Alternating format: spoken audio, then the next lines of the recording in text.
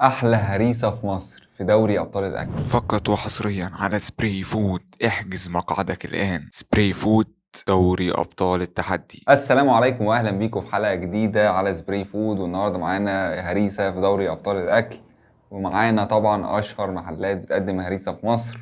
طبعا الهريسه دي اسكندراني، وفي فرق بين الهريسه والبسبوسه، ويعني ده سؤال الحلقه. اكتب لنا الفرق بين الهريسه والبسبوسه، اقول لكم انا الفرق طبعا اللي انا اعرفه الهريسه مش بيدخل فيها السميد بنسبه كبيره، اما البسبوسه بتبقى معتمده على السميد بنسبه اكتر، هي السميد عنصر اساسي فيها.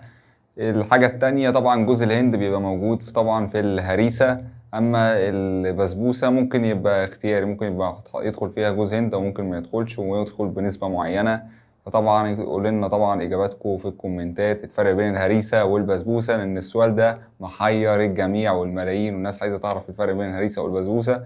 والهريسه اصلا دي تقريبا اسكندراني، حلوى اسكندرانيه، فطبعا منتشره طبعا في الجمهوريه، وطبعا في فرق ما بينها وبين البسبوسه.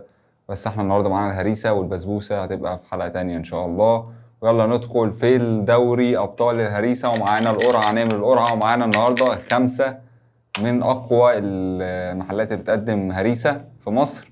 طبعا هنعمل 5، هتبقى قرعة في فرقة، في حد هيفضل ده هيلعب تاني مكرر، يعني هنعمل ماتشين، هيبقى نصف نهائي، وبعد كده اللي هيكسب من الماتش التاني هيلاعب المتبقي. فهنشوف، يلا بينا غير ما نلغي كتير. أول واحد معانا طلعت حلواني. طلعت اللي بيقدم الهريسة بتاعته قوية جدا، هنشوفه.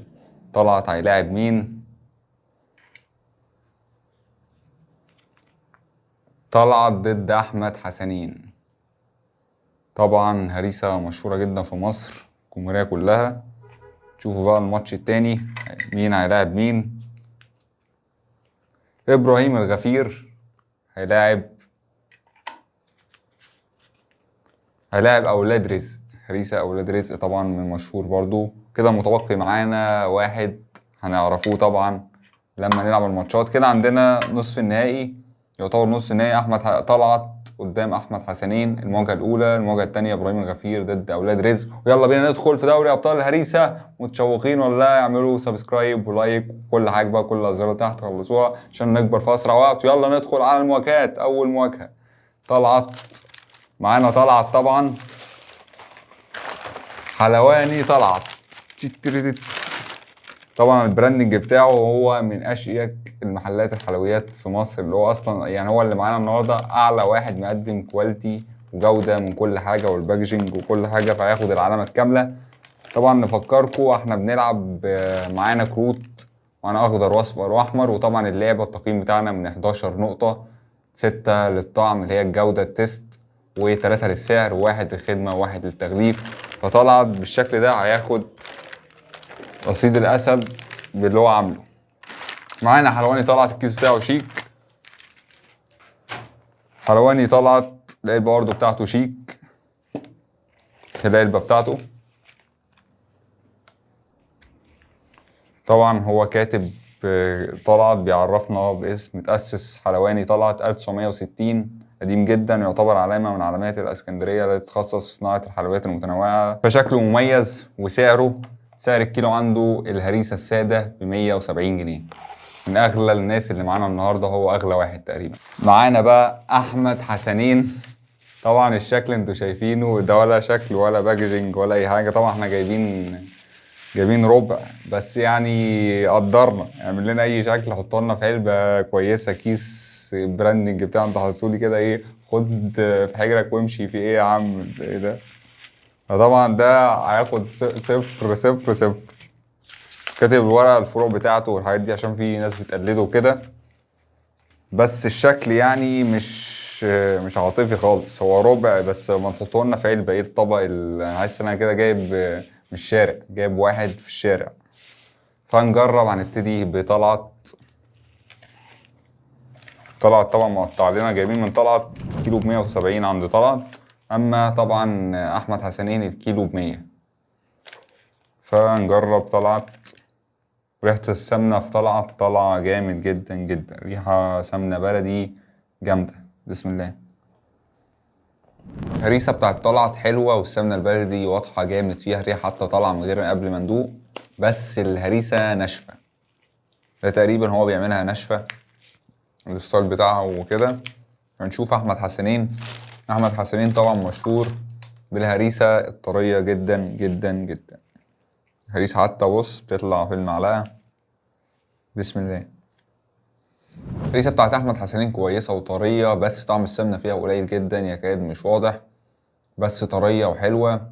فمن وجهة نظري طلعت يكسب، بس الهريسة بتاعته ناشفة، لو طرية هتبقى جامدة خالص. بس طلعت يكسب، اديله 10/11. واحمد حسنين هياخد 7/11. طبعا ال7 ديت انتوا شايفين 2 اصلا مفيش باكجينج ولا خدمة ولا اي حاجة. فاحمد حسنين ودع، طلعت كده وصل للنهائي، لانه كان اول ماتش. هندخل في الماتش اللي بعديه اولاد رزق وابراهيم الغفير ونشوفه. ابراهيم الغفير واولاد رزق. طبعا احنا جايبين اصلا من المحلات الاصليه، لان في ناس بتقلد المحلات دي، فاحنا جبنا المحلات الاصليه اللي موجوده في اماكنها من قديم الازل، فروحنا جبنا من عندهم. فهنشوفه.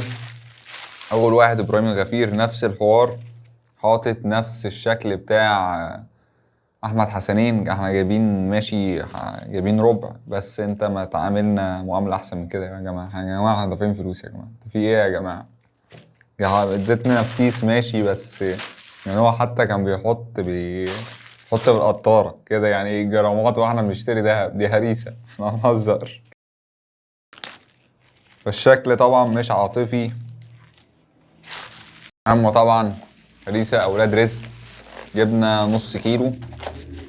طبعا الشكل حاطط في علبه كويسه، ومقطعها لنا، حاططها قطعه كامله. اولاد رزق قطعه كامله بقى. طبعا الكيلو عند ابراهيم الغفير ب110، الهريسه الساده عند اولاد رزق ب100 جنيه. فنشوفه ونقيمه. نبتدي بابراهيم الغفير. قطع حتى، يعني ايه بيحط بالقطاره؟ ما تحط يا عم قطعه كامله، ايه الشغل ده؟ بسم الله. طعمها كويس وطريه، بس مش طريه قوي زي احمد حسنين، بس طعمها قريب منه احمد حسنين قوي. طعم السمنه مش واضحه قوي. فنشوف اولاد رزق.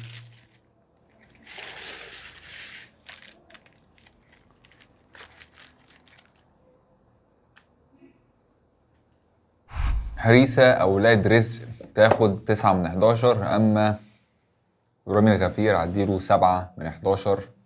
نفس الكلام أحمد حسنين، شكل طعم السمنة قليل. هريسة أولاد رزق طعم السمنة برضو مش قوي قوي، بس أنا أميل لأولاد رزق عن إبراهيم الغفير. فأولاد رزق يكسب إبراهيم الغفير ويتأهل، بس لسه هيلاعب المتبقي معانا. فإبراهيم الغفير مع السلامة. وأولاد رزق مستمر، هيلاعب مين بقى؟ هو الحلبي، هريسة الحلبي، اللي من أشهر المحلات الهريسة في اسكندرية ومن قديم الأزل. طبعا الست كوكب الشرق، الست أم كلثوم، كانت بتخلص حفلاتها وتطلع على فرع محطة الرمل وتاخد منه الهريسة بعد ما تخلص الحفلة. يعني ودي قصة حقيقية أصلا، كان صاحب المحل بيتكلم عليها. طبعا دي يعني ايه، هو من اشهر المحلات الهريسه، متخصص بالهريسه، بس الهريسه بتاعته مختلفه وهنشوف دلوقتي. يلا بينا ندخل على الحلبي.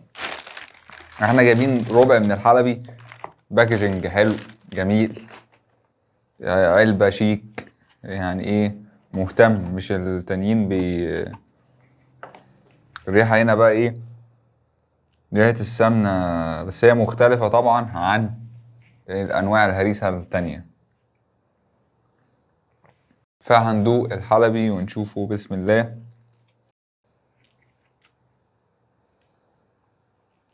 طبعا الكيلو من هريسة الحلبي ب150 جنيه. طعم السمنة حلو، بس هي مختلفة عن الهريسة مع أولاد رزق وأحمد حسنين، كل الأنواع اللي معانا مش حد شبهها في الطعم والشكل. فنحسمه المواجهة دي. هريسة الحلبي أديها 9 من 11. وهريسة أولاد رزق 8 من 11.